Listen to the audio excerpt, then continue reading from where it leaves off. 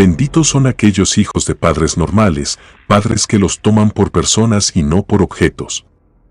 Hablar de mamá es complicado, es tener que hablar de toda una vida. Pero yéndonos a los recuerdos que considero cruciales, puedo decir que las señales siempre fueron claras en nuestra casa. Vivíamos en total 4. La estructura de la familia estaba conformada por mamá, Edgar, mi hermano mayor, mi hermana Esther, y al final yo, la menor. Desde las memorias más tempranas, aquello que tanto recuerdo sin ningún problema son las comidas de mi mamá y los negocios que con éxito conseguía hacer con esta. Después de asistir a la escuela, nos teníamos que apresurar a llegar a la fonda de mamá. Desde niña, siempre creí que ella contaba con el potencial necesario para haber hecho que el negocio se expandiera al doble o incluso al triple, de no ser por un solo detalle en la cocina. Lo que menos le agradaba era contar con el apoyo de alguien más. A nosotros nos ponía a veces a lavar los platos o tomar nota de los pedidos, pero jamás nos hizo acercarnos a la estufa. Incluso si nosotros así lo deseábamos en nuestras horas de servicio, la mayoría de los clientes solo llegaban de forma ordinaria a comer, como es común en cualquier lugar en donde se sirve comida. Sin embargo, había una lista específica de personas cuya comida solicitaban de forma especial y con una preparación anticipada. De este modo, pasaban por dichos platillos con el fin de llevárselos, mas no para comérselos allí. Cuando se trataba de los pedidos de estos clientes especiales, mi madre pasaba una parte de la noche preparando sus pedidos con cierta exclusividad. A esas horas en que cocinaba en casa, nos mandaba a dormir. En lo personal, detestaba que hiciera eso. Y creo que la razón es algo absurda. Y lo que en verdad me molestaba era que el delicioso aroma de su comida llegara a nuestros cuartos mientras tratábamos de dormir. Quiero decir, nuestra cabeza daba la orden de dormir, pero nuestros estómagos suplicaban por algo diferente. Conforme más crecí, mis hermanos y yo también crecían, nuestras observaciones con respecto a los misterios de mamá en base a sus acciones parecía que Nuestra Señora Magdalena se esforzaba por guardar más de un solo secreto. Pues como dije antes, el hecho de ir creciendo en edad nos permitió darnos cuenta de pequeños aspectos que antes no nos hubieran despertado la curiosidad. Por ejemplo, de un día a otro, a los 3 nos empezó a intrigar mucho una parte en específico de su alacena. Se trataba de un par de compuertas de madera en las cuales guardaba especias bajo llave. Debía de existir algo lo bastante interesante allí como para quererlo resguardar con tanta precaución. Teorizaba Edgar por las noches, mientras que ésta se ponía a cocinar los pedidos especiales. Nosotros 3 nos quedábamos despiertos en la habitación tan solo para contar historias retorcidas en las cuales mamá jugaba el papel de villano principal. Al final de esas noches de cuentos perversos, nos íbamos a dormir riendo por todas esas cosas locas que decíamos y que no eran verdad, o es que acaso si lo eran, me cuestionaba yo misma un par de veces. Pues en tantos años viviendo como familia, no hubo día en que nuestra madre se abriera a enseñarnos a cocinar. La regla principal para eso era que nosotros podíamos aprender a cocinar por nuestra propia cuenta, siempre y cuando no estuviera ella en casa. Nosotros 3 éramos el colmo, ya que mientras que nuestra madre era una experta en preparar comida inolvidable para los paladares, a nosotros se nos quemaba el arroz o nos quedaban algo crudos los postres. Y como si con esa regla no hubiéramos tenido ya un estilo de vida complicado en cuanto a los alimentos, la segunda orden estricta de mamá nos impedía aceptar comida de manos de terceros. Pues si nos invitaban a comer a otra casa, debíamos de rechazar la invitación. Siempre nos pareció algo anormal, pero nos terminamos por acostumbrar a ello, como si de un parpadeo se hubiese tratado. Los niños de la casa crecimos, y cuando nos dimos cuenta, dejamos de ser unos pequeños de kinder y de primaria. Por esa época, a mediados de los años 90, yo estaba a punto de cumplir los 13 años, mientras que Esther ya tenía 15 y Edgar los 18. Las memorias que guardo de esos tiempos son más claras.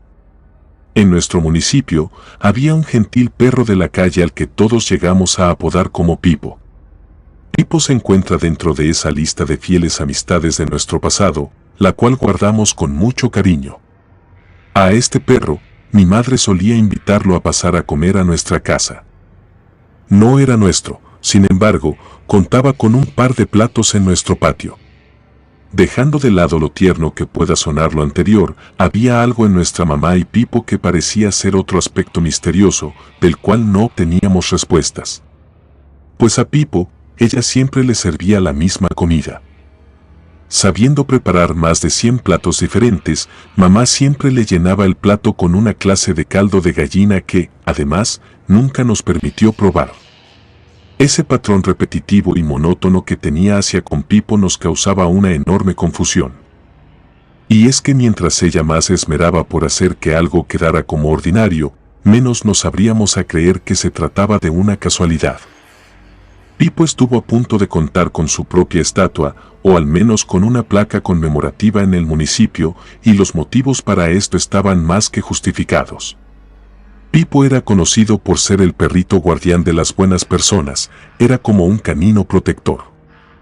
Si veía a una mujer sola en la calle, la acompañaba hasta que ésta llegaba a su casa. Del mismo modo, si veía a un anciano solo o a un niño a punto de correr peligro, Pipo se quedaba con ellos.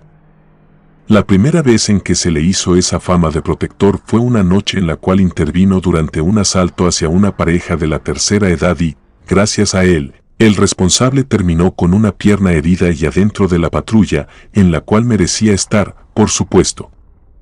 Había quienes no le guardaban ni el mínimo rastro de empatía a Pipo y, en su mayoría, se trataba de las personas malintencionadas. Después de algunos meses en que tuvimos cierta calma en el municipio, una de las vecinas jóvenes de nombre Sofía se comenzó a quejar de ser constantemente perseguida y vigilada por el señor Jairo. Una tarde en que ésta se dirigió al mercado, Pipo atacó al hombre sin ningún rastro de piedad, al punto de arrancarle unos trozos de su carne. En respuesta al ataque, el viejo amenazó más de una vez con que lo haría desaparecer y se defendió diciendo que era inocente y el caso se quedó impune. Nadie creyó que el señor Jairo fuese capaz de hacerle algo a Pipo. Sin embargo, en menos de una semana, la vecina Carmela vino hasta nuestra casa para acusarlo de haber entregado a Pipo a la perrera, señalando que se trataba de un perro peligroso y con amplios antecedentes de ataques. Una vez que se lo llevaron, supimos que era inevitable impedir que lo pusieran a dormir. Tan pronto como Carmela se fue de la casa, vimos a mamá fuera. No quiso ni siquiera dirigirnos la palabra, pero sus puños temblaban y parecía que se estaba conteniendo las ganas de gritar. Los tres nos quedamos en silencio y ni siquiera nos atrevimos a movernos de nuestros lugares.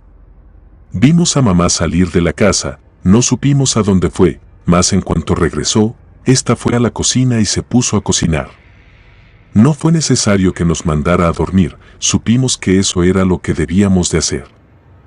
A la tarde siguiente, como era de costumbre, mi madre le sirvió de comer al señor Jairo después de que éste saliera del trabajo. Recuerdo haber estado allí, lavaba los platos junto a mi hermana, mirando a ese hombre con mucho resentimiento. Pues, a pesar de que Pipo nunca fue oficialmente nuestro perro, así era como nosotros lo sentíamos. Sorpresivamente, a casi media hora de que el señor empezó a comer, se quejó de un fuerte dolor en la cabeza, situado al centro de su nuca. Con una ligera sonrisa en la cara, mamá le dijo, debería de ir al doctor, don Jairo, no vaya a tener usted un derrame. De tan mal que se sentía el sujeto, ni siquiera terminó su comida y mejor se marchó. Esa fue la última vez en que lo vimos en un estado lúcido. A los pocos días de aquel extraño episodio, el señor Jairo terminó en silla de ruedas y sin ningún rastro de conciencia. Veíamos a su esposa salir con éste para las consultas médicas. El hombre ahora bababa y balbuceaba como si tuviera cierto tipo de retraso mental o severo daño cerebral.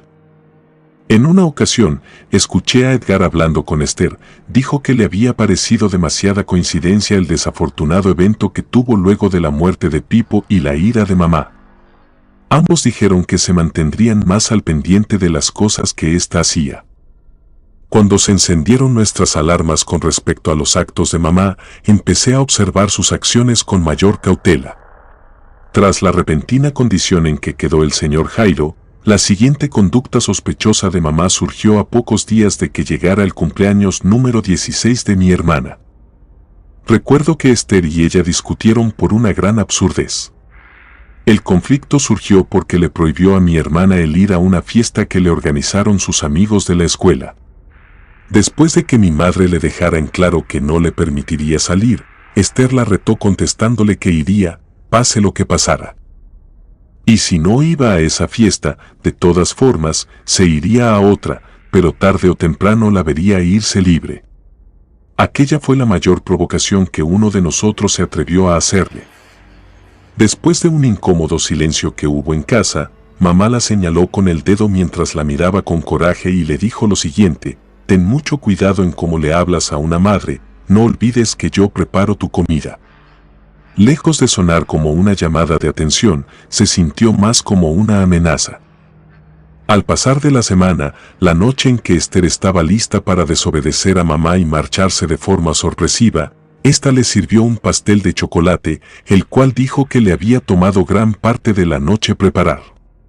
No solo por tratarse de la comida de mamá, sino también por tratarse de un supuesto detalle. Esther, Edgar y yo nos vimos obligados a comer de él.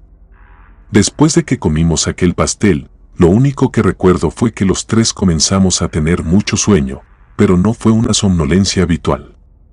No se trató de una somnolencia inmensa y repentina, una pesadez anormal en el cuerpo que avisaba de un próximo estado de inconsciencia.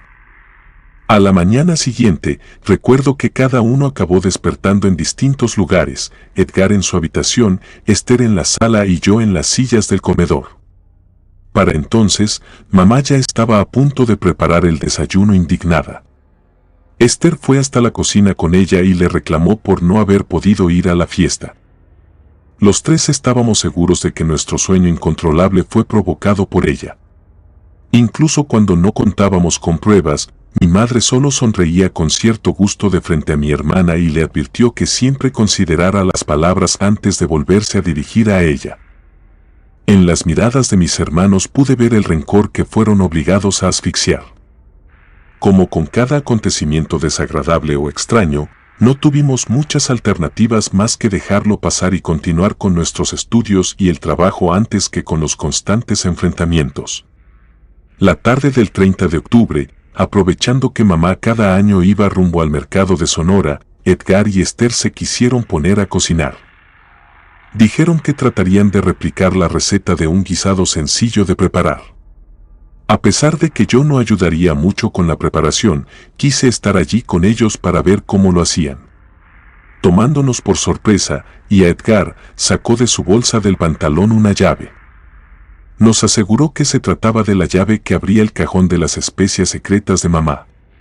Sin antes considerarlo, mi hermana y yo expresamos estar de acuerdo con que lo abriera. Al ver ese frasco con la frase suerte escrita en él y ese polvo sumamente extraño, Edgar tomó una cuchara y después de servirse un poco, se la llevó a la boca. Primero rió sin control y dijo que aquello con astierra era mucho más dulce que la misma azúcar. Parecía que estaba atravesando una fase intensa de euforia.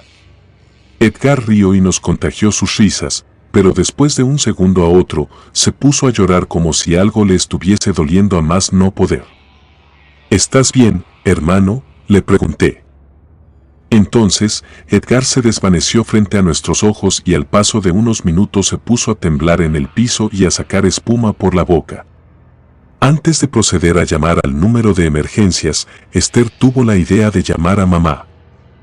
Pude ver en su rostro el pánico que significó para ella el tener que delatar a Edgar y encima soportar los gritos de coraje de mamá emitidos desde el otro lado del teléfono.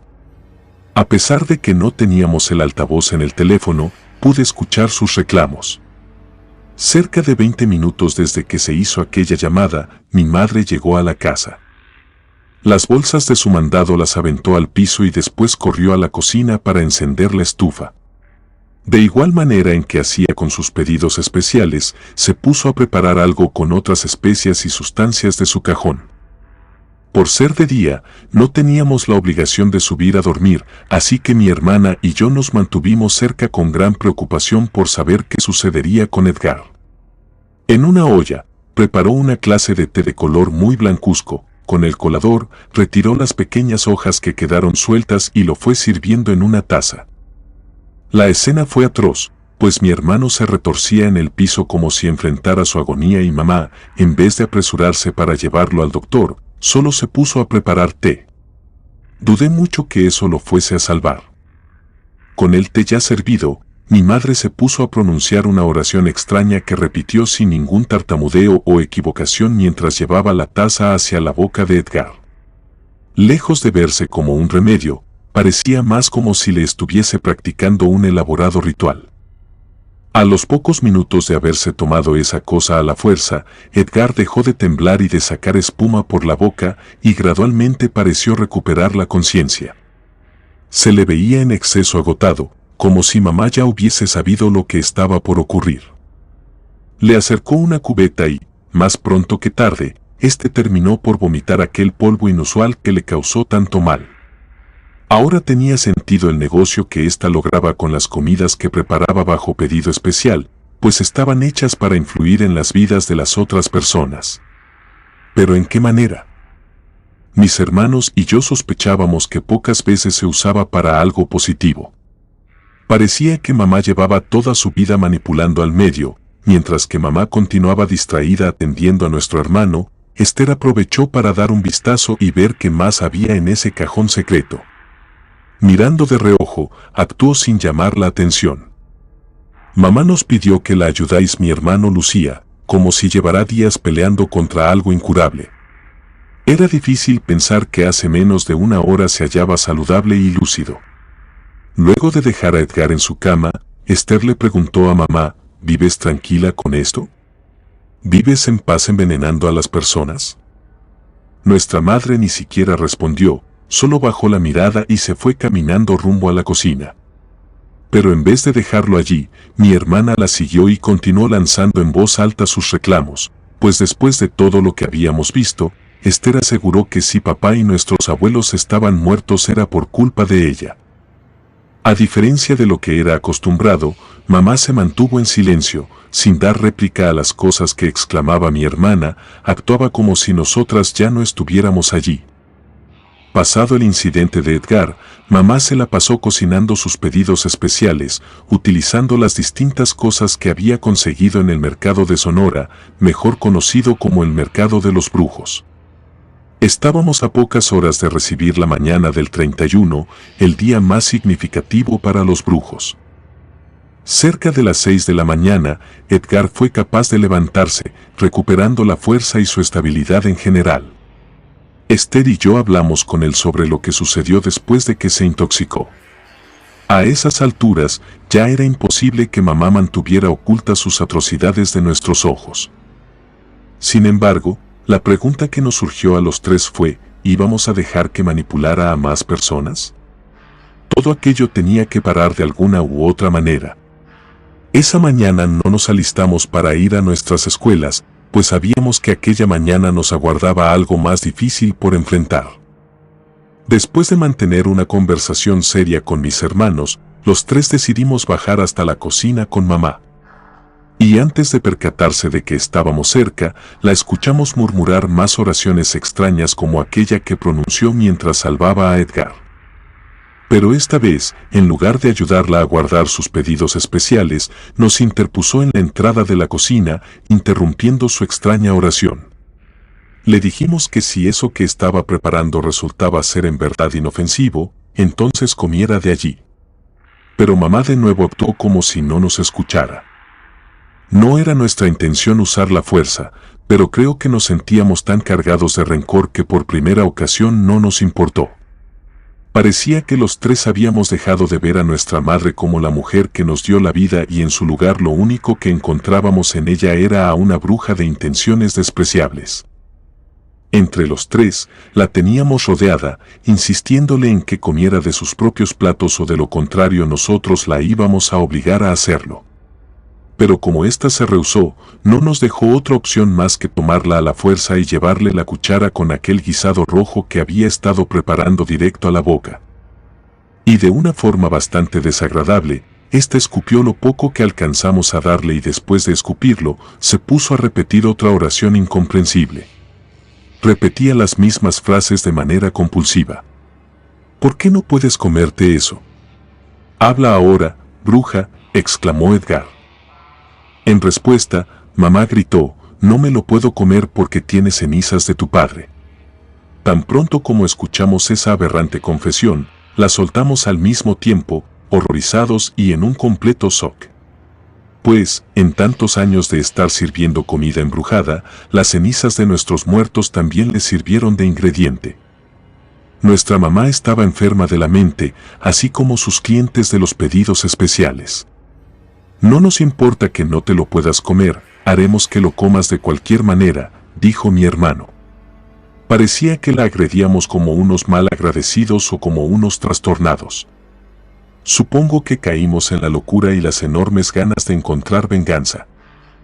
Sin saber para qué serviría esa última comida que ella preparó, la fuimos obligando a comérsela toda hasta acabársela del plato, siendo ignorantes del tema. A diario veíamos a sus seguidores llevarse dicha comida especial.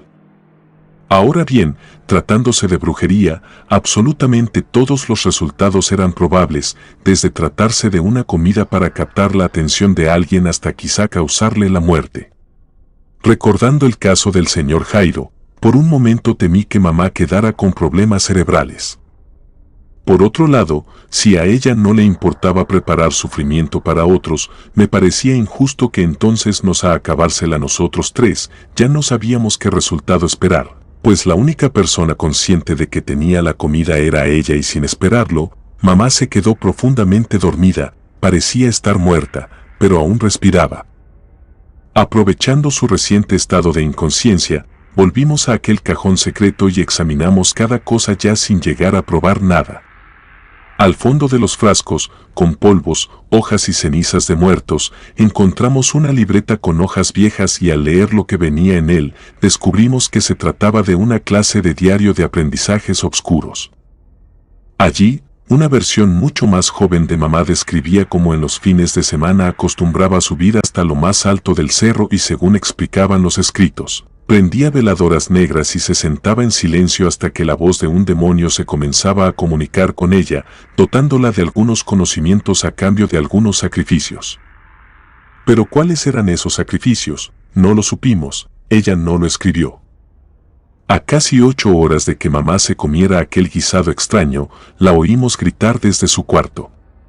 No veo nada, no puedo ver nada, gritaba una y otra vez. Y cuando los tres subimos, descubrimos que se había quedado ciega. No había forma de mirarla fijamente, pues sus ojos estaban perdidos y el daño era algo irremediable.